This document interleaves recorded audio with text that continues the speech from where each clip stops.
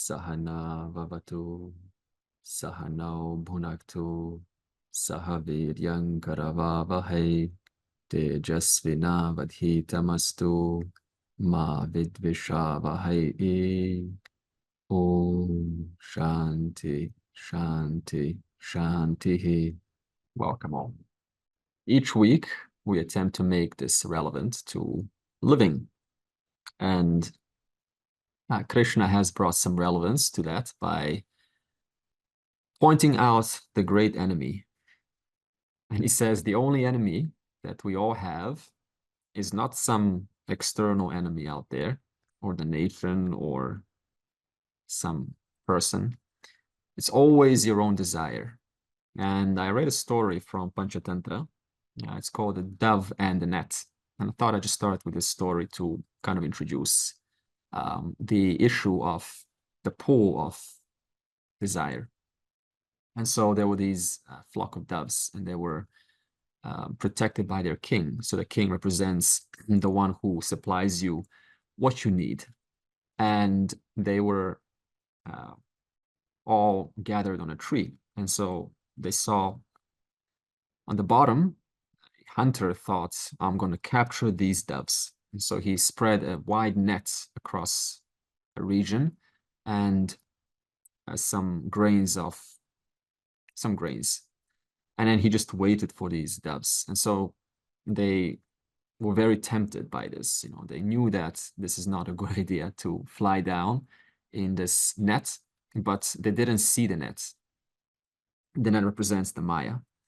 And all they saw was the grains, right? Now, even though they have all the grains by their king, their great Ishvara, it was very convenient because it's very close and it's very easy just to swoop down. And that's what they did. Out of convenience, they all swooped down and they spread themselves across and they started to consume these grains with great joy. And just then, the net, whoosh, they caught them all. And as they were caught in the net, they all began to blame each other, panic and commotion, and complain, oh, it was your fault. Why didn't you keep us on that tree? We knew that if we just succumb to our desires, this is going to happen. And so they were all just kind of in this commotion.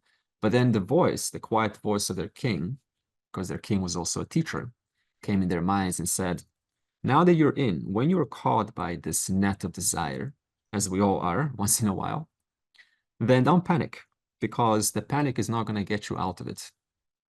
Rather acknowledge that when you're caught, you have succumbed.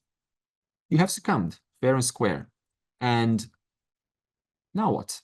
Think, what now? So then, hearing this voice, they all calmed down.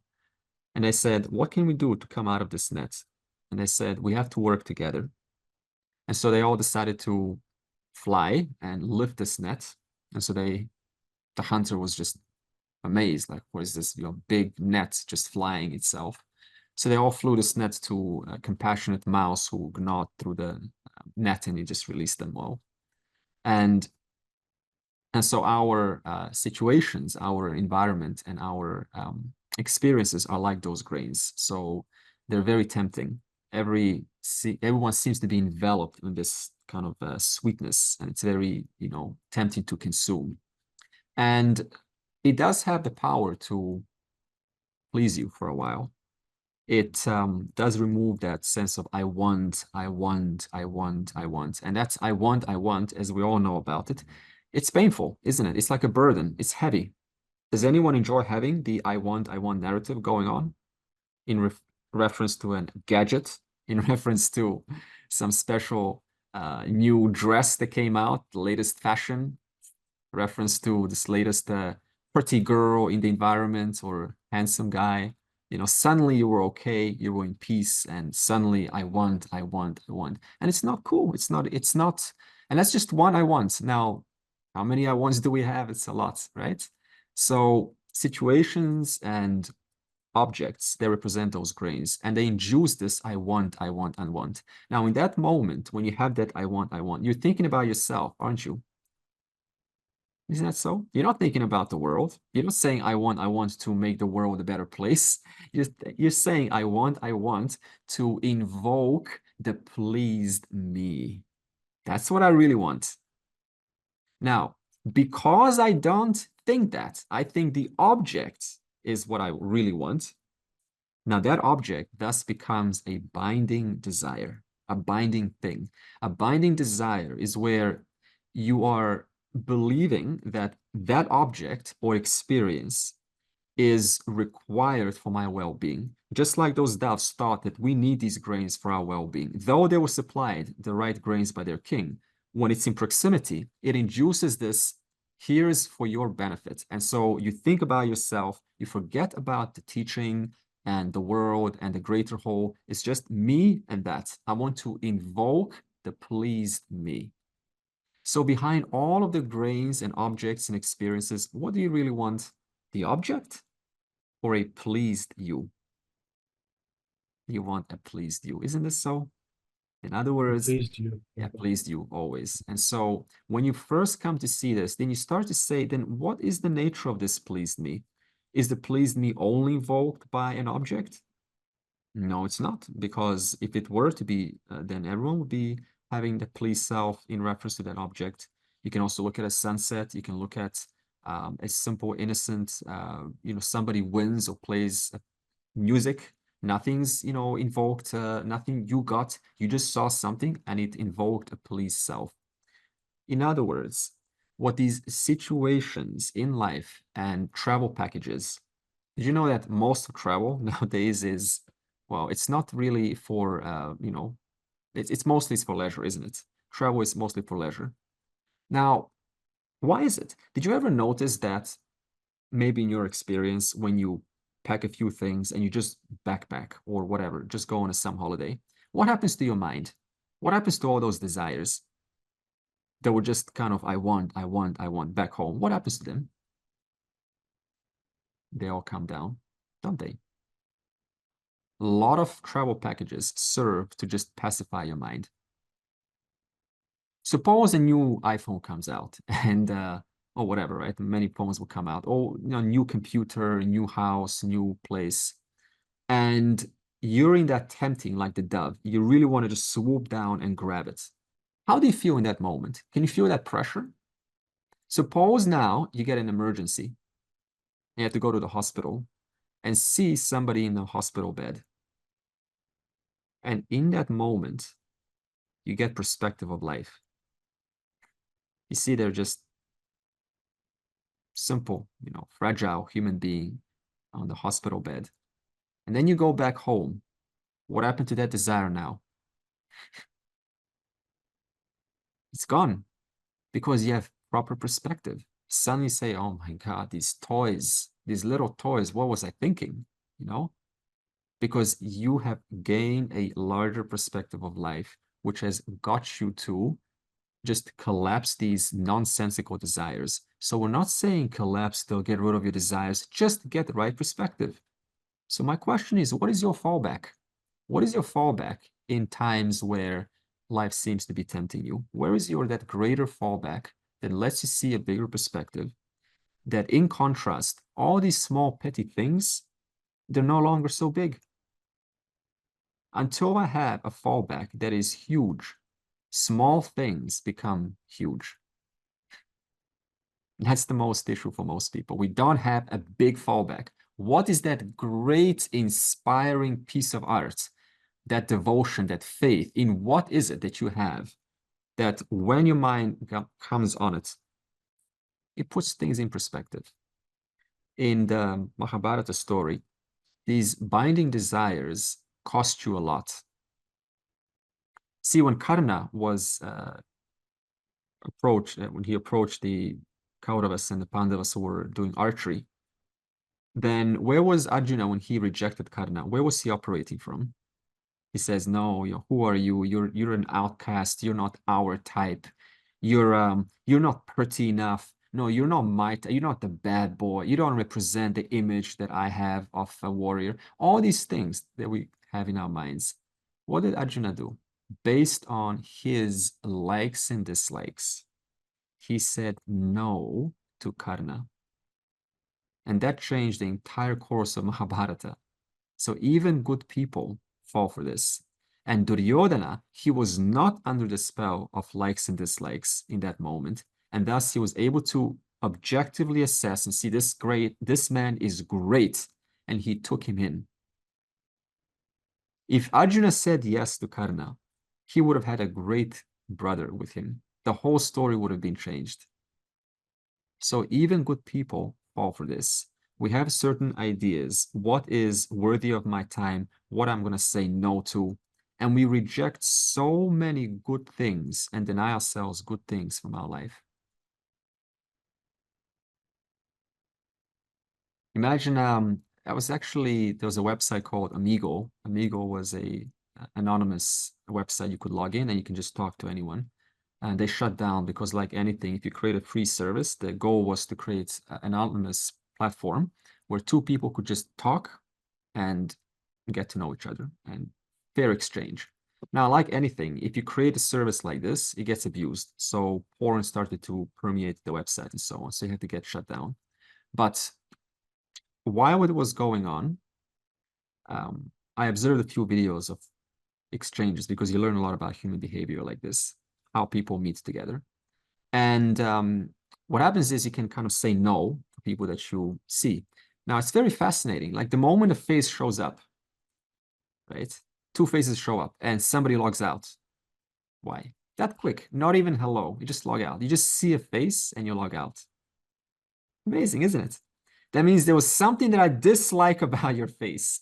Never mind about all of the lovely things you can teach me, show me, help me to get the right perspective. That was not in my perception at all.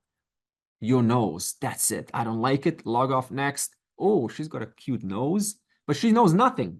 But that's good. That doesn't matter because I like your nose. And for that reason, I'm going to stay 2 hours and talk to you. You see how likes and dislikes dictate what you say yes and no to? In that sense, Krishna calls them the great enemy. And he says there's 3 kinds of binding desires, and they create 3 kinds of problems. And this will be mentioned in verse 38. So we can see where we are. Dhume na vriyate vachnihi yatha darsho malena cha yathol bena vrto garbha tatha te nedam avritam. Just as the fire is covered by clouds of smoke, just as a mirror is covered by dust, and just as a fetus is covered by the womb, so too knowledge is covered by binding desires. Okay, so we've got 3 levels of binding desires. And they create 3 kinds of problems. The first is level 1. I just call it level 1. We can call this weak binding desires. And it uses the example of fire. Fire covered by smoke. Now, what do you have to do to remove the smoke from the fire? If anything at all. Put the fire out. Suppose you're not supposed to put the fire out. It's your only source of protection. Oh. I mean, just Wind. just a little bit of smoke, right? What do? Something's just back away. You don't do anything. Yeah, you blow, right? Wind. Yeah, exactly. But most of the time, it's not a big deal, isn't it? If you're making a fire and it's blowing in your face, you just move. It's not a big deal. And it's going to go away very soon. So this is level 1. It is a kind of desire that the confusion, because a desire creates confusion and some perturbation in your mind. It goes away in time. You need not do much about it. Just let time, listen to the Gita. And what happens is by listening, you realize that your innate wisdom that you came with, born, that you carried over into this life, it starts to be re-remembered once again.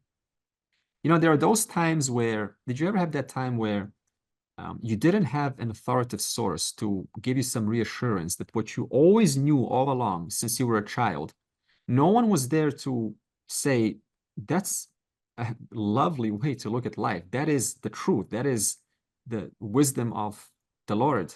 There was nobody there to confirm that. And so because that was the case, you forgot. Now, when the Gita comes into your life, it mentions a few things, and what happens? You go, wow, you know, I'm just re-remembering. I always knew this. since a child. This is amazing. And you get so inspired and so kind of, you feel safe, like a safety net. Like now the Krishna is saying, this is lovely, right? So you came with inbuilt wisdom. And this inbuilt wisdom was slightly covered by the smoke. You need not do anything, just listen to the Gita and it will reignite that spark. And so it's kind of a very good way to look at how these, we talk about samskaras, right? Impressions, how they also work. So look at this. You came with impressions, innate wisdom upon your birth and forgot about it. Did you really forget? Or it was just covered? It was just in a place where there was no use for it. You were in an environment that didn't summon that wisdom. You didn't really forget it, did you? The moment you are shown an environment that summons it, what happens? Instantly, it is natural to you. Same thing with future lives. Exactly the same. At some point, maybe 9 or 10 or 15, you find something, you hear something. Other kids also hear the exact same thing, but something awakens. Just like in this life, something awakens. It never went. So this is level 1. You can also interpret level 1 as fire here means Viveka, your best friend. And what happens if you leave fire unattended? Right? Conflagration. Yeah, let it go out. Yeah, exactly. So a lot of smoke, and you have to back away from the very fire that was protecting you. So the very thing that I needed, because I didn't attend to it and I didn't throw the right kind of materials into it, what happened? I threw too much petrol, too much, temptation and succumbing to it. It turns into an uncontrollable conflagration. Is it easy to put out? No. Now, in other words, what started out as a fire that was kept in your hands, you had very good control of it. If you let yourself slip again and again and again and say, no, it's okay. I'm Atman, I'm free. I'm free of this world. Doesn't matter. The mind can go into a very hard place of loop, and it's very hard to get out of that place. What is depression? Like, what is depression? Is it just a one type of thing, like a one-day thing? Or is it a buildup of many years of thoughts that have been adding onto it? One thought comes, I'm not good enough. And then, therefore, I don't deserve this. Therefore, I'll never amount to anything. That happens for so long. And each time you're given a chance to say, stop, what's the other alternative option? There's so many other ways to think about me. What do I use that I've got? With the resources that I have, how do I make the best of it? You can ask this question any moment, couldn't you? With the resources that I have right now, how can I make the best of it? You can also ask, what kind of a person do I want to be? And then you say, I want to be the kind of person who, fill in the blank. I am the kind of person who says 1 no to every 5 temptations. 5 times come, but at least say no once. I am the type of person who finds the time to reconnect with what is most important to me.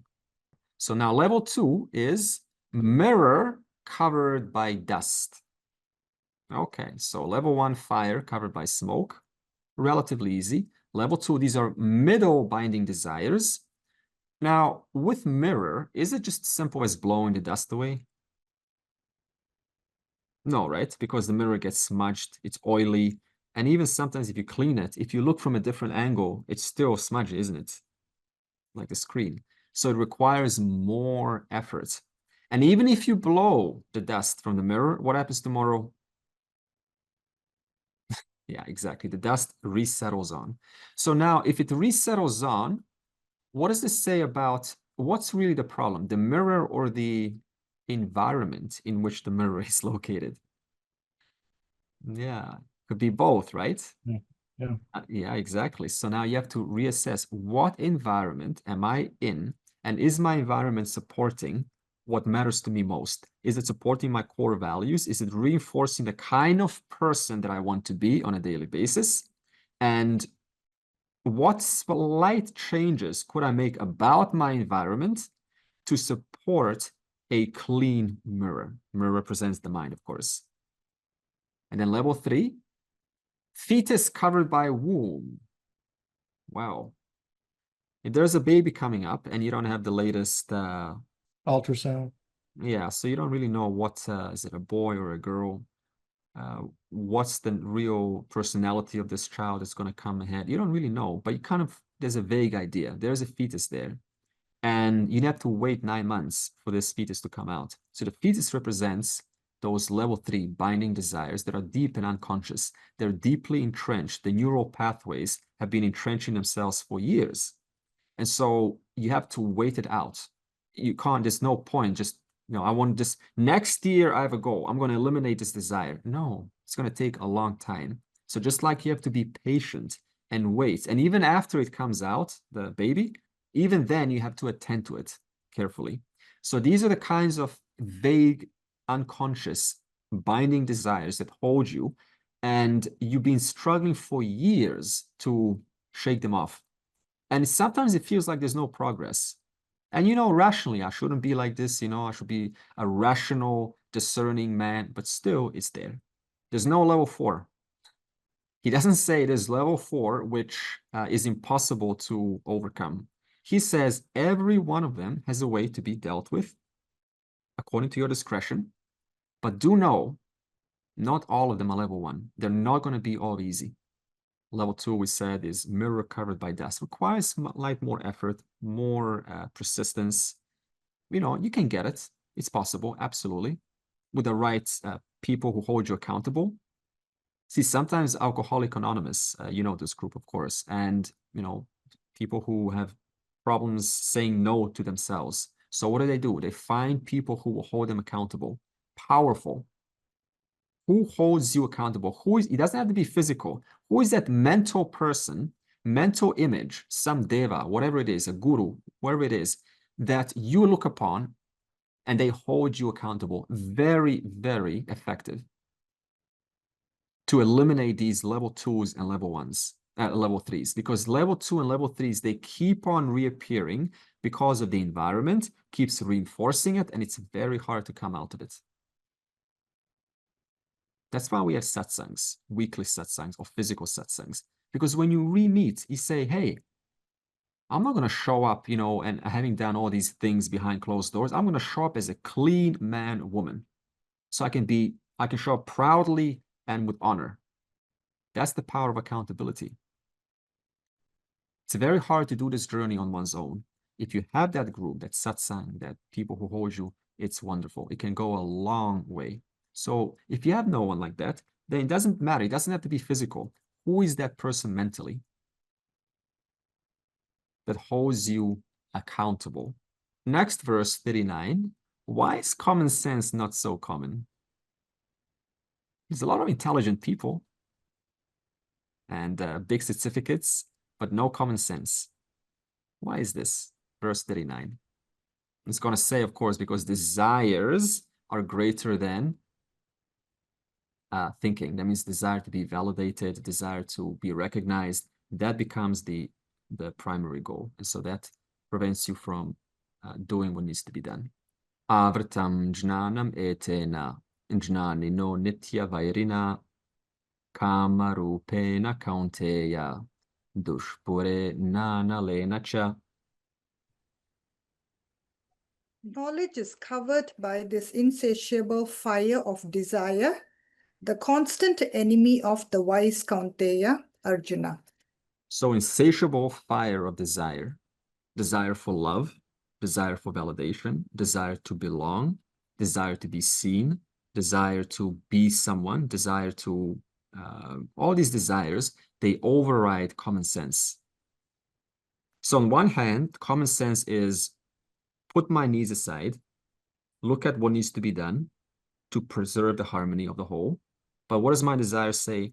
No, I need to be seen as someone who is capable of doing this. I need to be seen and recognized by you.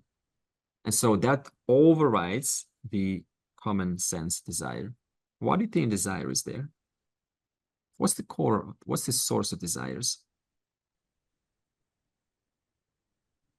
Aren't they just part of Ishvara's order? Like they're just Yeah, a natural occurrence? they are in a way. There are, of course, desire to eat, for moksha, to reach out and help. What about binding desires? What's Well, their they're your vasanas, vasanas. They're there through your previous actions. Okay. But I'm looking for something good, Michael. I'm looking for something deeper. What would constantly, propitiate these new desires for new objects? What would be the core beyond it all? Because see, who's desiring, right? Desire to be fulfilled. Fulfilled, right? So who is desiring? I am. So what's now, when I say, right, what's the source of desires? It's always going to be coming from this I. But would the I be desiring if they knew that they're already full and whole and complete? No. So any kind of binding desire implies that the one from whom the desire is coming through is not already fully filled right now. That means my identity is placed in the desiring instrument. Now, there's a constant need, thus, to fulfill those desires, because none of them can truly suppress that fulfilled, can truly keep that fulfilled I shining permanently. None of them can do that. Thus, every desire can only give you some kind of, a little bit of that relief, but none of them can work. And there's also biology involved. You see, in psychology, it says that because you also have to deal with your pressures of the brain, dopamine. So whenever you have a retraction for something, then the anticipation of getting that becomes even more rewarding than actually getting it. Can you relate to this? The anticipation of getting something is actually much more exciting and rewarding than actually getting it. That's dopamine release. So you also have to now deal with that. So in other words, you think about something, you go, oh, this is so, I gotta get it. That's already dopamine that's making you think about it. And so in this case, as we said in other sessions, you can take a deep breath, get up immediately from that place, do anything, just walk in a circle or whatever to make your body a little bit move, shake it off. The longer you stay in that place, the more that desire grows on you, and you find it very hard to say no to that. Suppose you have this time of 30 days of not desiring. You've been on good terms. You kept your desire in check for 30 days. What does the mind do now, the buddhi? It says, hey, what's wrong with you? You're a fresh, young individual. You're still breathing, alive, sentient. Go ahead, spoil yourself. One time, it's not going to do you any damage. And you're like, no, I know this, but, okay, you're right. I've been a good person. Now I deserve to reward myself. One time. What happens after that one time? You're back to square one. All your honor, all your hard work is gone like that. What do you do about this? Karma Yoga says, where is your larger goal? What is it that you are driven by? What is it that is driving you forward that is a little bit bigger than these small desires in this world? This has to be very clear. The moment we lose track of that bigger image, that bigger something you stand for, something that pushes you forward, you become suspect to desires. Now, perhaps you can tell me your way. How do you deal without suppression? Because if you suppress it, it only grows even more. What is your way, your magical way, if any, that you have found of how to manage some pressures that just want to make you do something that after you do it, it's not going to be a fun ride? Suppression is the only way. If you don't suppress it, nip it in the bud, it will resurface, Yeah. and the vasana will grow stronger and stronger. You end up in a loop. The cycle will continue. So if the desire has to go, there has to be a clean cut, and so that it doesn't resurface. A very strong mind. Sometimes it so happens that you want to make a change in your lifestyle, in a habit or the eating habit. You will see that you say you want to leave drinking or smoking or something. If you don't do it in conviction, in a one time manner, it will keep coming back. If you say, okay, I will reduce my drinking or smokes from say 10 to 5, 5 to 3, 3 to 2, you'll not be able to do it, because you're giving a longer time for your mind to function back, to come back and win. So it's going to be a fight always between the man and the buddhi. Okay. And once you have to say, okay, enough of it, it has to be a clean break. You have to suppress it. Okay. I'm asking also, how do you keep yourself from that clean break? Because it's easy to say no once, but right, that's not the end of it. How do you just maintain that clean break when you do get the inevitable temptations again? Okay, I'll give you one example. Okay. Okay, this happened recently. I had some bad habit. Okay, I had some bad habit, and for long I was trying to get over this, but I was not able to. So each time I would give into it, I would feel sad about it. But next time a craving would come again, and it was something to do with eating or smoking or drinking. You can say anything. So it was a continuous process of many months. I was getting irritated. I was giving into the seductions. It would come back to me. So last week, I was so thinking I'm not able to win over this. What the hell? Yeah. And that time I went into a nearby temple and I just prayed and I said, okay, I didn't promise anything. I just asked for strength. And then whenever that craving is coming up, I'm relating that, I went there and made almost a promise. I will not break for the sake of the promise that I made in front of God. Yeah, so one of the techniques, I don't know whether it works or not, but when there is a desire to get something or anything, most of the desires are very much achievable by most of us, right? It's not that, but we feel good about trying to strive to get it, right? But the moment you picturize, yes, I already have it, or I can easily get it, but still really not want to go and get it. You feel, yes, I can easily get it, but I decide on my own not to get it. So that gives me a sense of it's not something that I really have to be feverish about. So that has kind of subsided a lot of things that which otherwise we would really want to strive and get it and or go somewhere. So that gives a fulfillment. Yes, I can easily go there, but I decide not to. Or I can easily get it, but I decide. That reminds me, I went to this forum called the Landmark Forum about 20 years ago, and they had something very simple.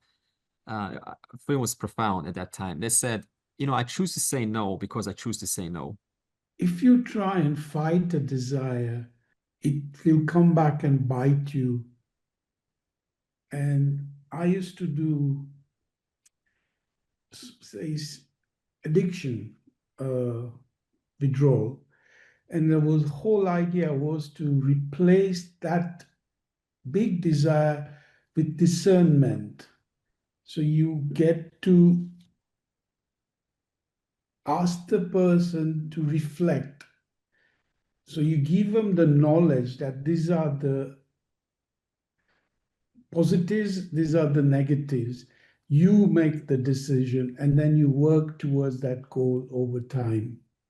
And that used to work much, much better, because if you come back to that desire again, suddenly you get back into that loop. So similarly, an alcoholic has to be taught to relearn a new behavior. Replace something else. And they have to be told, they have to make that decision. No matter how much you say, this is wrong for your body, or this is what's going. If they don't decide to replace it with a better desire, so the desire to say to stop alcoholism, Mm.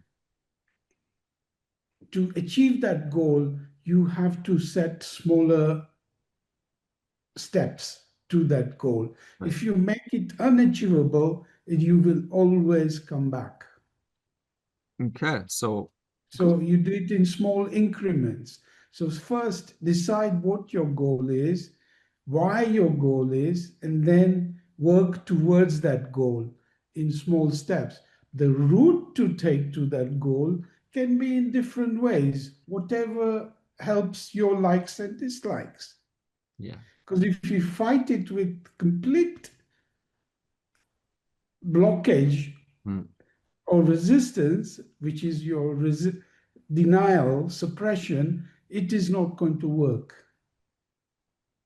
So you are a seeker, and your desire to reach to a higher goal. How do you reach to that path is internally you have to make your own decisions. So a lot of people will hold satsangs, Mm. people with similar desires, Mm. and hopefully that will rub off. Yeah. Or keep I you think- on that path. Yeah. I think that's why one of the things in like 12-step pro, like AA, is 1 day at a time. Mm. You know, that you only have to do it for that 24-hour period. Mm. So you're not looking so ahead or in your head about, oh, I can't do this forever, or like that kind of thing that Mm. would interfere with what your goal. So yeah, that might be the long-term goal, is to never have another drink. But I think the way they do it is really, because that's almost like would feel unachievable. So that 1 day at a time, I think it's more like, I don't say psychological, but I can do this just for today kind of thinking. Yes. Yes. I think it's the same thing if I apply that to other desires, like to go back to a bad relationship or something like that. It's like I can, or a unhealthy something, to say, I can do it just for today. I can do it. Might not be able to do it forever, but I think it takes away like the pressure or the power in it, or the sting of letting go of some of that desire. Mm, mm, mm. It's not even 1 day, it's more like 15 hours. Wake up and there you go. You got 15 hours to survive. And also Nitin said something interesting is, what's my cost? What's my cost of succumbing to this every time? And one has to be very clear, what are my losses? My honor is at loss, my self-esteem is at loss, confidence, and so many things that are, lost. We got to be very clear what is, and make it personal. And when you do, you may find that you say, no, this is not a good idea at all. Because sometimes we justify, no, this is good for me, it's healthy. I'm just relieving myself, it's okay. But when you know the cost, the long-term cost, then you can maybe weaken that a little bit. For me, I mean, sometimes I try to apply what we learned in chapter 2 about Karma Yoga, and sometimes it works, sometimes it doesn't. For instance, since we're talking about eating and drinking, so I have a habit of munching, and which is not good. So I think in my mind that from now on, I will only eat when I feel hungry. Like that's how the Ishvara has created us. If you're hungry, you only eat then. If you're eating unnecessarily, that means that's a jiva shrishti. That's your desire. You just keep constantly eating. So I basically think in my mind, hey, I need to stop that. Ishvara will give me an indication, and that's only I'm gonna try and eat. And sometimes it helps. And then also I feel like if whatever we are learning, if we try to think about it when we are doing our actions, for example, if you have a desire and if you just think about it, you have a strong craving, and then you just divert your mind, just let that thought go away. That unfulfillment will go away. You will for few moments you will feel fulfilled, and which we can clearly correlate with the teaching of what you will get after fulfilling the desire you already are. Mm, mm. Right? So if you just let it go for a little bit, divert your mind, you will not feel that craving. Of course, it will come back if it's a strong desire, but that's how I try to convince my mind. Yeah. And I also like to add to that, sometimes it's not easy just to let it go. Otherwise, you would have not been in the situation in the first place. So there's the other side where you may find yourself in it. But when you're in it, you say, I'm going to do it maybe 1 minute less, right? Maybe a 1 minute more of this indulgence and I'll stop. So in that way, you're slightly regaining some control. You're not totally denying it, but at the same time, introducing some kind of structure. And then that alone can kind of, make it a little bit weaker. So you always have that choice to say just a little bit less to this and then a little bit less next time. So it becomes I think it's the second part of Karma Yoga, which is Karmashu Kaushalam. Like, yeah, like if this is something that needs to be done and is in harmony with your body, if in reference to eating, is it in harmony with how Ishvara created everything? Are we going according to it or not? Yeah. See, we already know what's in harmony and what's not. But the thing is, desire still gets us. So the conversation is, despite knowing that this is not the right thing to do, and it's going to cost me my pride or my self-esteem, despite knowing that intellectually, while I'm in it, what do I do, right? How can I kind of navigate it and maybe reduce it just a little bit more? So that's the conversation now. What I try to do every day, because I have multi challenges with I can be triggered every day. So on the way to work, I listen to Swamiji or a teaching, and then I tell myself that today I'm going to be not triggered by the same things and rise above the situation. So I say that to myself every single day. I'll become a better person today than I was yesterday. So I won't let the same things trigger me today that triggered me yesterday. So I just take it day by day, like what Ali was saying, but I just apply it to whatever we're learning and try to bring that to my mind in the midst of situations where I'm normally triggered and try to rise above what I would do yesterday and be a better person. So I just try to do that every day. I don't know if we can apply this to humans, but I'm doing training with a puppy and they're real clear on consequences and reward. So it's an interesting teaching and it's so important for them to learn. And I mean, well, humans might learn differently, but it's very important that they get rewarded for certain behavior and that there's a consequence for a different behavior. So I almost think, oh, if I looked at that in my own life and thinking ahead of, oh, like the rain is, like, oh, if I was going to lash out, there would be a consequence. That person may leave my life, whatever. But if I'm kind and loving or whatever, then the relationship can grow and develop. So I don't know, to me, it's like I could look at that in that way. But, yeah. In learning studies, we have this idea where you learn for a couple of minutes or 15 minutes, and then you reward yourself. Until then, no cookies, no nothing. So only comes after that 15-minute mark. And so, yeah, it could work. It's another idea. Reward yourself after surviving, saying no, and saying, if I can keep saying no for the next 15 minutes to this desire that I really want to, jump in, then 15 minutes, what will I get? I don't know, cake or cookie or whatever it is. And so again, it's not the point of what to do. The point is try something different. There's always a way, and you just have to find that way. And then it says, constant enemy of the wise. That's very interesting. You would think you're a wise person, you know the nature of Atman. Nope, there's no more pressures of likes and dislikes. That's not the case. Here, even if you're a wise person, still you're driven by these old remnants. And you may, for example, know that if I give them a lecture, then they're probably gonna think it's some form of, you know, condescending talk or whatever, and you still give them a lecture. And you say, oh, you know, they haven't responded pleasantly. I gave them a lecture about whatever it is. And then you just catch yourself, and you're a good person. You know you're a good person. So there was something in you that just wanted to just do good. So even that becomes sometimes a binding desire. We even have teachers who, I don't know if it happens still, but in the 1970s and maybe 80s, happened a lot, where a spiritual teacher would sleep with the female, and then this teacher will say, no, I'm doing you a favor because I am, you know, I am giving you my seed. I'm giving you my, you know, my spiritual seed, and that's good for you.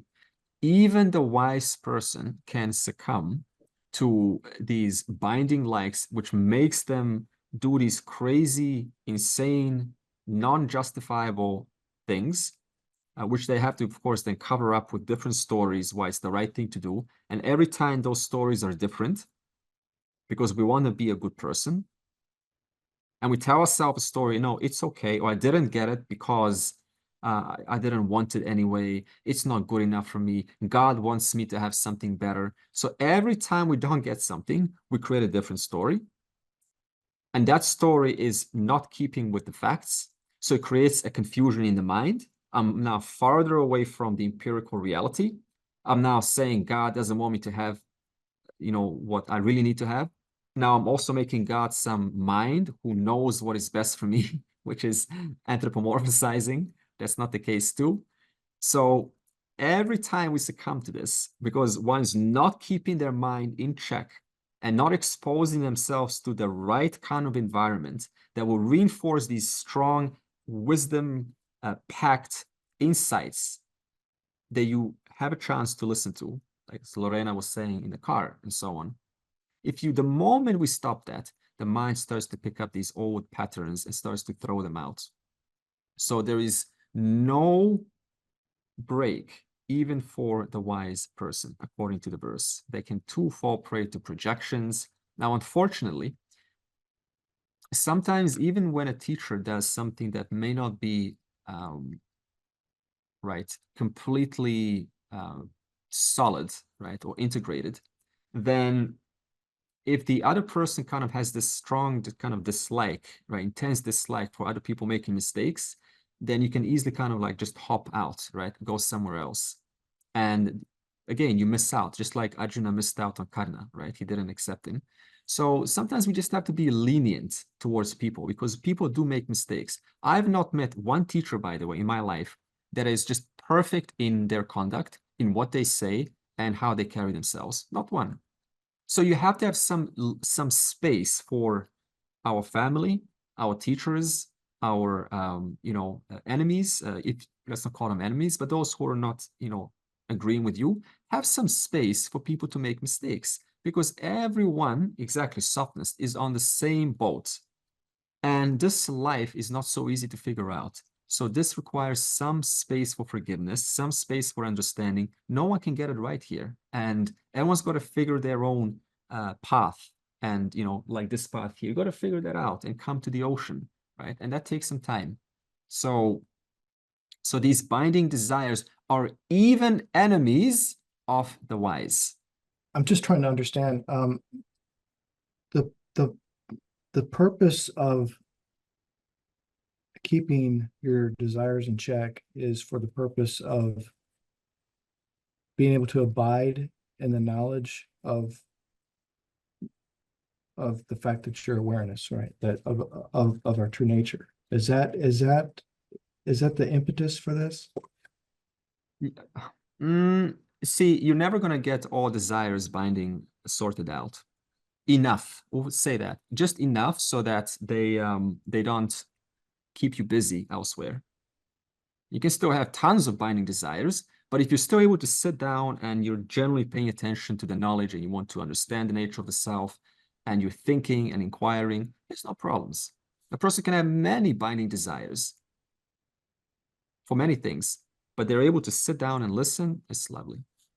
So you see, you have to look at your own, where are you? Where are we? We're in chapter 3.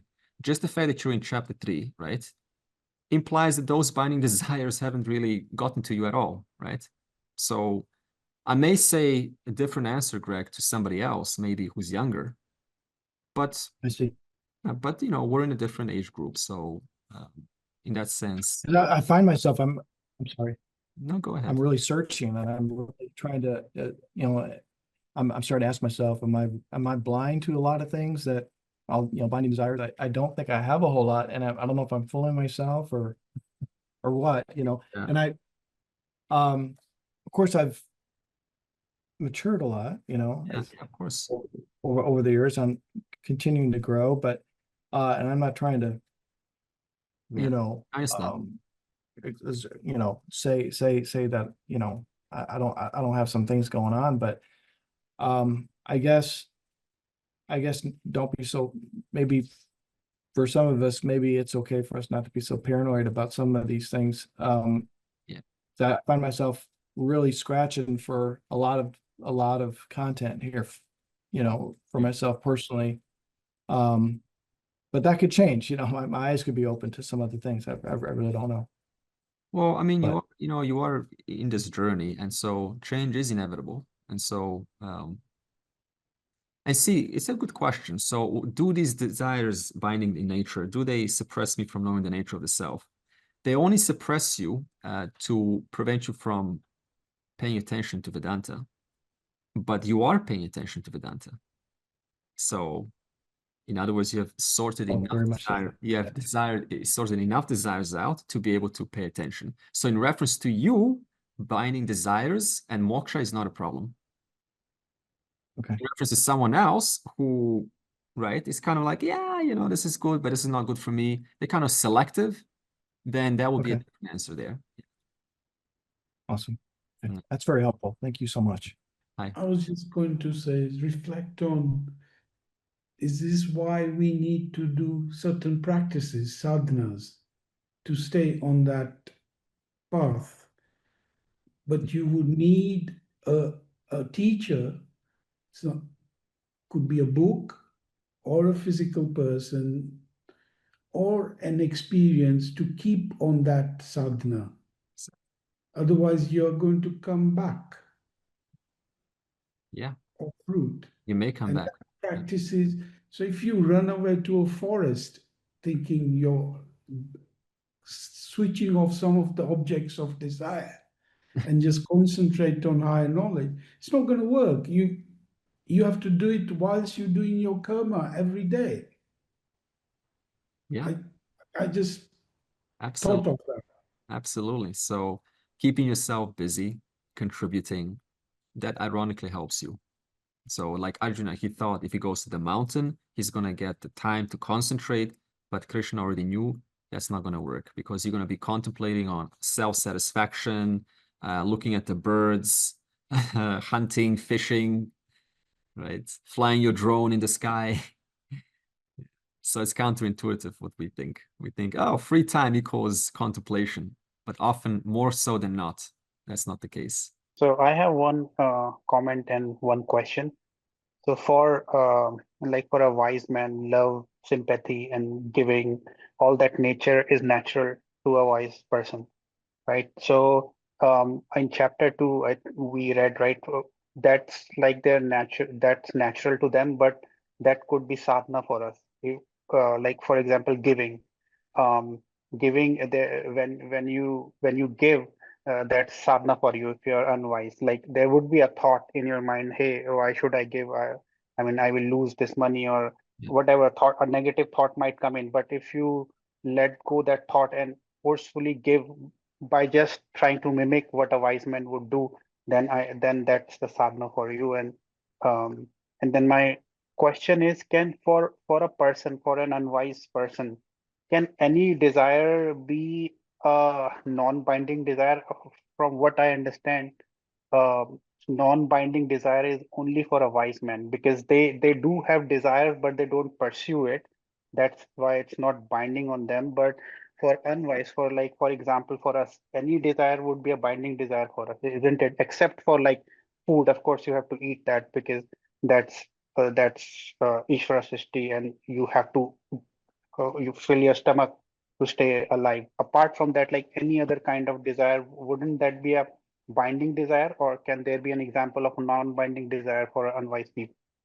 I mean, we're just saying now, Ashish, that constant binding desires are even a constant enemy, constant, not once in a while, constant enemy of the wise. You see? So, like, what I know about the nature of the self has no effect on the desires. Desires are continuing because of their past orientations. You see? So, whether you're unwise, it's an enemy of the unwise. As a wise person, though there's no rebirth, at the level of the mind, it's still a constant enemy. You see? So there's no kind of knowing the nature of yourself, it has no effect on your desires. Desires still can, of course, by the time you know yourself, you've worked on the mind so long that ironically you say, well, now that I know the nature of the self, I'm not under the influence of the desires. But that's not because you know the nature of the self. It's mostly because you worked on your mind. You see this? So sometimes we attribute all these lovely things to the wise person who's suddenly free of it. Wise person is free of it, not because they know the nature of Atma. They're free of it because they worked on it in the stage of being unwise. Can't afford to become lazy or complacent or comfortable. Even if you know that this brilliant mind is brilliant, still cannot afford to just relax and think that it's all going to be, taken care of just because the nature of Atma is sorted out. If it's a constant enemy of the wise, then now are you looking forward for moksha to get rid of your desires? I mean, relatively handling the desires is important, but after moksha, still there is a problem of binding desires at some level, at some place. That's why you do see sincerely intelligent teachers who are committing these errors. They don't intend to, it's just this binding desire. See, it's funny, right? You're working on a mind that's not you, that's going to be dropped like that upon death. Mm-hmm. And you're still working on that mind. Just adding on to what you said to Greg. So a desiring mind is not a tranquil mind. And you require a tranquil mind to own up all the intellectual knowledge that we are getting. As of now, we have all been in this class for long, and maybe some other classes, and read a lot of granthas. We understand that, what is the finality, what is the Advait principle, we know it all. But to own this knowledge and to really see it through, I think we require to have a very tranquil mind and as desireless mind as possible. The same is said by Shankaracharya also in his Sadhan Chatushthay, wherein he is saying Sham and Dam is one of the most important requirements. And I will add to that. So besides Shama and Dhamma, which is basically sattvic mind, is practice. You see, let me ask you something. What's the most common thing for all, if you're brutally honest to yourself? When you think about the world, are most of your thoughts positive, or they're reflecting the trueness of what you're looking at, or they carry a condescending or condemning nature to them, like diminishing nature, or judging nature? Generally judging. Yeah, if you're brutally honest to yourself, which one is it? You don't have to Judging. say, I already know, right? Most. Now look at this. Here I am in Advaita Vedanta learning that there's only Ishvara here. Okay, I understood that intellectually. Now let me show you how that remains and why it remains intellectual and it doesn't become actual. So, having heard that, I hear some person in the politics world or someone it's usually not physical, it's in the mind, isn't it? It's always condemning someone in the mind, isn't it? It's a mental image that I have, and I'm just kind of looking at them and I'm condemning them. Now, there's several problems when you condemn someone. First of all, see, why do you condemn? Do you condemn those people who hurt you, or do you condemn those people who give you a good time? Who do you condemn? Those who hurt, who I think are hurting my existence, isn't it? You don't ever condemn those who are giving you a good time and are agreeing with you. That's a fact. So this means to condemn, to diminish, to have some, unrealistic opinion about someone. actually always means they are hurting me. They are a bother to my existence. I am therefore innocent and they are guilty. That's what you're saying behind all that condemnation. What are you saying in that statement? Number one, who's this I that's being hurt? I am hurt. I am hurt. BMI. Therefore, I'm going to condemn. See what you're doing? You're reinforcing that the nature of the self can, number one, be hurt. And two, that which is hurt is really the body mind. At that level, sure, hurt can happen. So not only are you at that level reinforcing the very thing you're trying to free yourself from, which is the body mind, but second of all, every time I condemn someone, what are you doing? You're carving them out of the unity that you share with them. Because on one hand, I am the whole, minus that person. Does that make sense? Is that possible? I am the whole minus that person, because you don't condemn unless you want to destroy their existence. In other words, two errors so far. I am the whole, I'm limitless, I'm Brahman, minus that person, error. Third of all, you're saying that that person is supposed to get it all right. Is that ever going to happen? They're supposed to know everything. Not one person is ever going to get it all right. And fourth, you're saying to condemn someone is insanity. It's madness. You know why? Because if you break through a Satyamiti analysis, what are you condemning? Which brain cell are you condemning? Which atom that makes that person up are you condemning? Because that person, that image in your mind, reduces to intelligence, which is invisible. It's like condemning air. Can you condemn air? Try to condemn air, please. What are you looking at? What are you looking at? Which specific? So to condemn, you have to ignore all of that, the whole. You have to ignore the fact that there is intelligence. You have to ignore the nature of the self. You have to ignore all of that and just stick with the same pattern being doing before. And yet, come to Vedanta. Oh, there is here is Ishvara. Oh, that makes sense. So my question is, how much of that is being put into practice in reference to the most common behavior, condemning others? That is your very sadhana. Someone mentioned the word sadhana. Was it Nitin? That is your sadhana. Your sadhana becomes the very thing that is done habitually. Through that, you can turn it around and becomes your greatest savior. I tell you, when I did this, when I was inquiring to this myself, I thought, my goodness, this mind's condemning. And there's Vedanta in my life. What's going on here? This is a total disconnect. And when I started to look at it like this, said, no, I'm not going to carve people out of the existence that I share with them. Everything changed. Overnight changed. It just requires a little bit of analysis and thinking.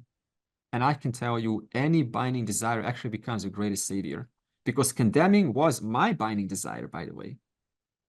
And I turned it around by thinking of it differently. And I said, this is amazing. The cost is too large to do this. Otherwise, I'm just wasting my time in all wisdom. It's just more words. So how much are you turning this into a solid practice? Everything. Thank you, Gautam, for bringing that up. One more thing I would want to just say to emphasize what you're saying. Yeah. If we see, this is called Gyan Marg. Gyan Marg means people for the intelligent. Gyan has to do with the intelligence. Okay. Yeah. So whatever people we see have possessed this wisdom are not the super intelligent people who are like Albert Einstein or the top-notch scientist or the neuroscientist. Right. The people who have got it are the most humble, most empathetic, most soft, most kind people. So basically, you have to get there. Then only you will see that everything that is right in front of me, you have to empathize everything. And then only this revelation will come. It will not come with intelligence. With intelligence, you will only get to know intellectually. You can become a professor, you can do a PhD, but that will not help. Yeah. So intelligence, you mean here just knowing a lot of knowing the stuff. Yeah. Exactly. Yeah, I had a question about the concept of being a Jivan Mukti then. So, because you mentioned something about even a wise person still has desires and, still kind of tied to their body mind. So I guess if once you're wise and you realize you're not the body mind, I guess why would you not be free of desires then if you know you're not the body and mind, and then be like a Jivan Mukti? Yeah, see, at the level of the awareness, you are free. But there's a body that's still going through its old remnants of its past habits, because there's a deep entrenched, right, it's physically entrenched in the brain of how you've been doing things before, you still continue doing things afterwards. So you could say the answer would be desires do lose potency, but they don't completely go away. The completely going away, that's called nididhyasana in Vedanta. That's continued work, as we're saying here. You cannot afford to become lazy or comfortable or complacent. The work needs to continue. But definitely that desire for, in fact, Sharmili good, because Krishna is going to say the ultimate remover of desire will be moksha. But I'll put that in a different context, what he means by that, in the last verse. Okay, thank you. But he's generally going to say that desire for rebirth, in that sense, moksha becomes the ultimate remover of desire. Because desire here is called the enemy, right? The binding desire. So what's your greatest enemy? The greatest enemy is that which keeps on putting you into this physical body. And that is desire to keep being reborn. That is the greatest enemy, because you're so much bigger than this body. So he says that moksha, in that sense, puts an end to all desires. I think I know the answer to this, because if you follow Dharma, you do have to condemn certain things. It just is, to me, it's like Krishna tells Arjuna, you have to condemn the actions of the Kauravas. They're bad, and you must condemn that. I don't know. I can't. I have to condemn. Right. My way, I'm going to kill you. Right. I have to condemn that. Yeah, it's a different context that you're using the word condemn. I guess. Yeah, I understand. Yeah, okay. It's a different context. This condemn in the sense of I have to do what is to be done to protect the larger whole. But condemn in this sense that I was speaking of is personal, having something against someone, even though you've sorted the situation out. That means you're carrying thoughts about someone, even though you've kind of, supposed to release that and let it go so you can move on with your life. So that means they stay with you and they bother you.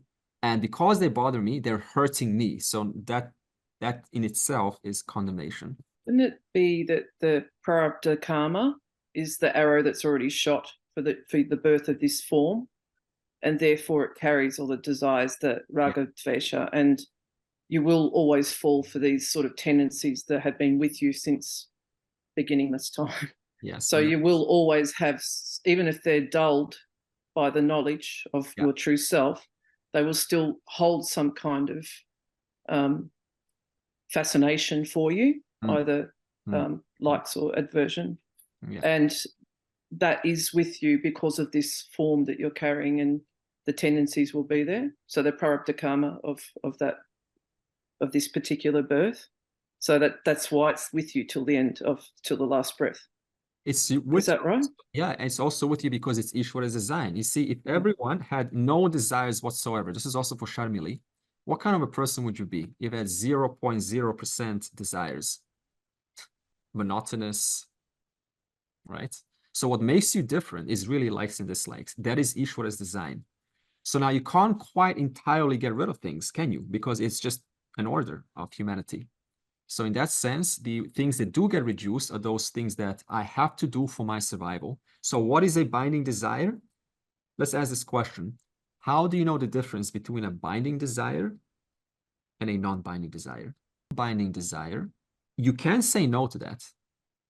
The only thing is, when it's not fulfilled, it bothers you a lot. It stays with you. It perturbs the mind. It unsettles the mind when it's not gotten. When it is gotten, I hold on to it deeply because my well-being depends upon it so much. So there's this kind of a fear attached to it. Oh, if I lose it, I can't lose it, so now I have to manipulate the situation. So not only fear while I have it, but there's also a disturbance when I don't have it. That's a binding desire. That means it disturbs me. I didn't get it. Damn, I didn't get it, right? I'm small, right? So my well-being was so connected deeply into it that not having it, now my self-worth gets affected. That's a binding desire. It's how much the extrinsic value that we have attached to that desire. So a binding desire is when you attribute a lot of value to a thing that doesn't intrinsically have that value. It's just a, you know, it's useful, but it doesn't have value for everyone. It's got value for you. So it's your story, not somebody else's. Okay. Now, whereas a non-binding desire is, these are the healthy ones, is one that you do the best with your abilities, to the best of your efforts. After putting that into the world, then, you know, the efforts are not, the outcome is not entirely in your hands. And whatever comes, it doesn't throw you off your course. You're still composed. Doesn't throw off your center. I didn't get it. It's fine. What's next? Solution mode. You're not thrown off. You're not perturbed by it. So that's the difference. So if something doesn't throw you off and you're still able to think solution mode and carry yourself composed, emotionally composed, relatively, that's non-binding. It's non-binding. It's just a desire. If it's binding, you lose it. Your self-worth gets deeply affected by it. Oh God, what will I do now, right? And so that's one way to make that distinction. Can I just ask about apathy? Like, how do you know that you're not becoming apathetic to, say, having a relationship or buying a house, and it's just indifference towards the external world? Like, you can talk your way out of desire by not integrating. You know, I don't really care if I get a better job or if I don't buy a house, or, you know, these natural things that people, you can realize that the obtaining of that thing is not going to complete you because you're already complete. But then how do you know that you're not becoming apathetic to the external world? I think because, see, apathy is not natural program of Ishvara. And if you are becoming apathetic, the irony is that becomes a very burden in your life. It becomes an uninteresting life, boring life, kind of, you know, having to not have to connect to things. So you feel kind of a little bit excluded. That's one way to see it. And everyone, I think everyone knows the difference between apathy, when one's becoming cold and distant and apathetic, and the difference between that and this, I need to buy a house, right? Because I have a certain need, and that need is, right, my need, it's okay. But apathy is a little bit of that disconnect, right? Disinterested, and you're ignoring your future, ignoring the variables, you're ignoring your health, you're ignoring a lot of things that are actually, you know, would bring you some joy in life. So I think this is one way to determine. Does someone else want to answer this? How do you know what's apathy and when you're stepping into the realm of apathy? When you don't care anymore. Andre, it could be an apathy for the onlooker, but it could be dispassion for you. You now do not, you know, you may have a huge house. You feel that you don't require this much. You may move into a smaller house, or your wife or your children may be saying, okay, we can afford, we can have a huge mansion, and you're not carried away with this. So you have a dispassion. For the onlooker, it could be your apathy. Yeah, I think I meant indifference towards external things rather than an emotionless, dispassionate, discompassionate state. Like the external world and how it's measured, and, you know, your superannuation fund or your negative gearing or your house, and, you know, that sort of thing. How do you balance the external acquisition of stuff, knowing that you're going to lose it all and you've got this change of a state in mind? I find it hard to balance those two states. Like, I feel more passionate and emotional towards things and better in myself. However, there is a change in state about, like, God, why do people care about this stuff? And I certainly don't. And then I become more authentic through it, I suppose, by asking this question out aloud. But I find that conflict quite tricky to negotiate. But I suppose maybe you solidify into your new state, and then you know, maybe it's just part of change and growth. I don't know. Yeah, Ravi, I just look at it a little bit simpler. Like, what do you need in your life? Go for it. And that will give you the next answer, whether you really need it or not. And then you make the next decision. Just like when we drive a car, I don't know what's 1 kilometer from now on. I just need to know the next 50 meters, and then I'll make the decision for the next 100 meters. It's like that. So, you know, being disconnected, there's no place for this. You'll go for it. Go get your goals, and that in itself will tell you what is where do you stand? What is your place? Yeah, so that's why I find it a little bit difficult to give you a one answer to this, because life is very dynamic, and life itself becomes the answer the more you participate in life. Yeah, no, that makes sense. Thank you. I was just going to say the correct teaching is important too. So learning about Ishwara's order and how everything is interconnected, then nothing is separate. So you have a deep empathy and compassion for all things and a softness towards things. Whereas some of the Neo-Vedanta sort of teachings, they incorrectly interpret or they disconnect the, Vyavaharika, the empirical existence, and that's, falsely conclude that it's irrelevant. And I think that's really dangerous in Vedanta. I think this holistic teaching is really important. Understanding Ishvara and everything is Ishvara, everything's interconnected, I think is the foundation of having empathy and compassion towards all things and having the right attitude towards all things. And also yourself. And so you do not, yourself, yeah. So you don't deny yourself, Ravi, your own needs, right? It's not now, now go and sell everything. It just doesn't work like that. Because then you'll be saying, actually, I needed that hi-fi, that stereo system, that car. It was useful. So, and you're not separate from it, from everything. So that correct teaching, I think, is really important. Yeah. See, Lakshmi, and I'll close. See, Lakshmi, we don't have this attitude towards money being bad or this evil thing. Lakshmi is a goddess. She gives you resources. Use them wisely to help yourself and to help those around you. So, we don't look at anything as a condescending way. Just you're offered. Go make the best you can from it. Go live a life.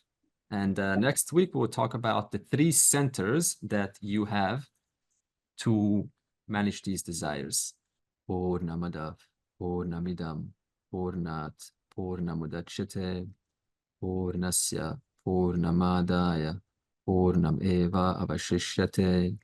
Om Shanti, Shanti, Shanti.